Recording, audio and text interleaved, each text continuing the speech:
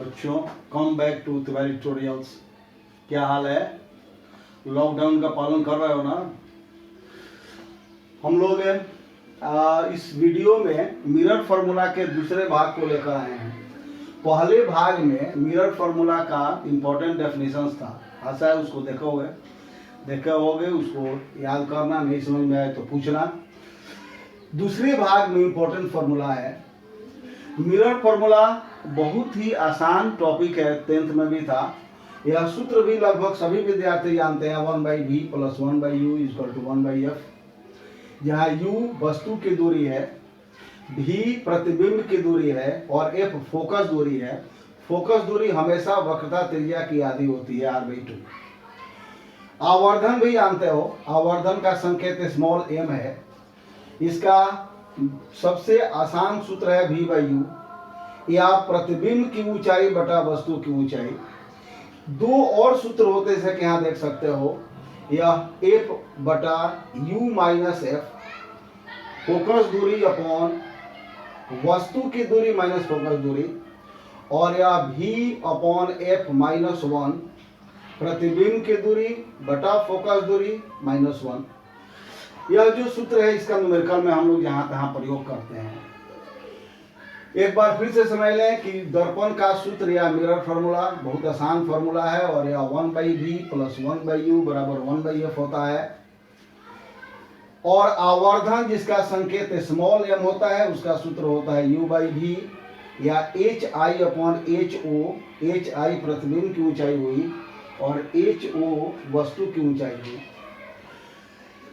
दूसरे फॉर्मूला के रूप में अवतल दर्पण या कॉन्केव मिरर के लिए हम लोग इस सूत्र का जब प्रयोग करेंगे, मिरर फार्मूला का प्रयोग जब अवतल दर्पण के लिए किया जाएगा, तो इन बातों को ध्यान रखना है जो हम लोगों ने यहाँ लिखा है।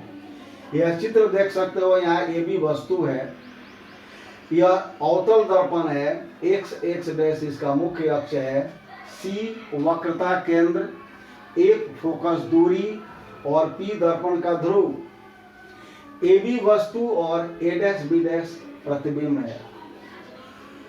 नियमानुसार जो कार्टेशियन कोऑर्डिनेट सिस्टम है, या जो हम लोग रूल फॉलो करते हैं ऑप्टिक्स में, सभी दूरियां दर्पण के ध्रुव से मापी जाती हैं।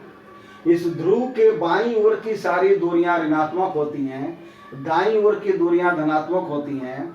इस ध्रुव से ऊपर दूरी धनात्मक होगी और नीचे दूरी ऋणात्मक होगी। अवतल दर्पण के लिए जब हम लोग दर्पण सूत्र का प्रयोग करेंगे, तो सबसे पहले इस बात का ध्यान रखेंगे कि अवतल दर्पण में वस्तु की दूरी हमेशा ऋणात्मक होगी। यहाँ सूत्र में देख सकते हो, जब हम लोग न्यूमेरिकल में यूज करेंगे, न्यूमेरिकल हम लोग बनाएंगे भी, तो वस्तु की दूरी को हमेशा ऋणात्मक लेंगे। चूंकि P से B वस्तु की दूरी है, और देख सकते हो यह बाईं ओर है, इसलिए ऋणात्मक होगा।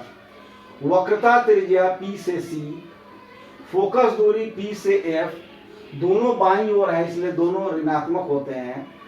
वक्रता त्रिज्या और फोकस दूरी दोनों ऋणात्मक होते हैं।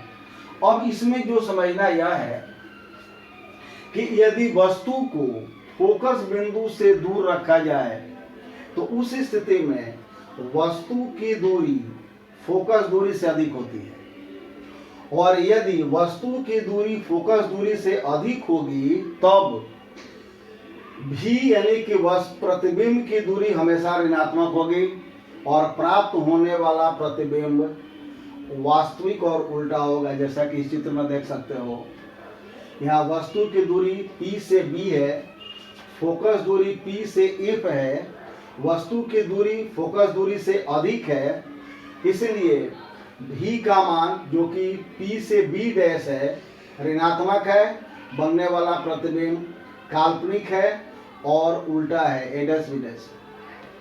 लेकिन अगर हम लोग वस्तु को फोकस बिंदु के अंदर रखें, यदि वस्तु को फोकस बिंदु के अंदर रखें, तो वस्तु की दूरी फोकस दूरी से कम हो जाएगी, और उस स्थिति में प्रतिबिंब दर्पण के पीछे बनेगा, और प्रतिबिंब की दूरी धनात्मक होगी, और प्रतिबिंब हमेशा काल्पनिक और सीधा होगा। यह अवतल दर्पण की एक तरह से शर्त है जो हम लोग दर्पण सूत्र लगाते समय प्रयुक्त करते हैं। अवतल दर्पण में दो तरह का प्रतिबिंब बनता है। एक बार फिर से इसको समझ लो कि यदि वस्तु को फोकस बिंदु से बाहर रखेंगे, यदि वस्तु को फोकस बिंदु से बाहर रखेंगे तो प्रतिबिंब उल्टा होगा, वास्तविक होगा। अगर वस्तु को फोकस बिंदु के अंदर रखेंगे तो प्रतिबिंब सीधा होगा और काल्पनिक होगा। उसको इस चित्र में नहीं दिखाया गया है। तीसरा है उत्तल दर्पण। जैसा कि चित्र में देख सकते हो, यह वस्तु है ए बी, प्रतिबिंब है ए डैश बी डैश, पोल ध्रुव है दर्पण का, एफ दर्पण की फोकस दूरी, सी वक्रता केंद्र, एक्स डैश मुख्य अक्ष। अब इस दर्पण में जब हम लोग दर्पण सूत्र का प्रयोग करेंगे तो इस बात को ध्यान में रखेंगे कि वस्तु की दूरी हमेशा ऋणात्मक होगी, लेकिन प्रतिबिंब की दूरी या P से B डैश, वक्रता त्रिज्या P से C और फोकस दूरी P से F तीनों धनात्मक होंगे। प्रतिबिंब की दूरी, वक्रता त्रिज्या और फोकस दूरी हमेशा धनात्मक होंगे और उत्तल दर्पण में बनने वाला प्रतिबिंब हमेशा सीधा और काल्पनिक होगा। इसको ध्यान रखें, उत्तल दर्पण में बनने वाला प्रतिबिंब हमेशा सीधा और काल्पनिक होगा।